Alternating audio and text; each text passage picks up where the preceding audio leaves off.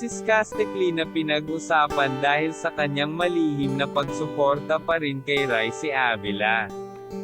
Nahuli na ilang netizens ang pag-share ni sarcastically ng link ng video ni Ricey Avila sa Idol PH.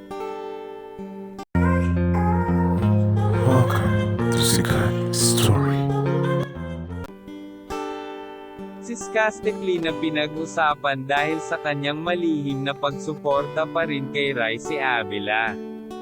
Nahuli na ilang netizens ang pag-share ni sarcastically ng link ng video ni Ricey Avila sa Idol PH. Ngunit mabilis itong na-delete kaya hindi na kaagad kumalat.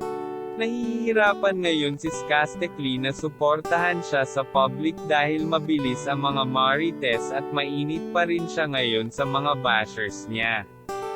Masaya si Ricey sa naging resulta ng kanyang pagkapasok sa top 12. Matapang din ito at naniwala kaagad na pasok siya sa top 12. Dahil nga nakakasakit ang kinanta niya at mapapaiyak ka pa rin talaga.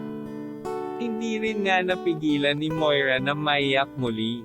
Proud si Moira dahil siya ang nagbigay ng platinum ticket kay Ricey Avila. Kung magsasalita si sarcastically ay sasabihin nitong proud din siya dahil sa alam naming nakasuporta pa rin ito sa likod ng kamera. Inaantay nga ng lahat ang collaboration ni sarcastically at Ricey Avila. Comment kayo kung bagay ba sila Skusta at Ricey.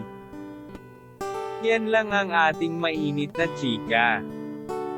Halina't mag-like, share and subscribe. Thank you.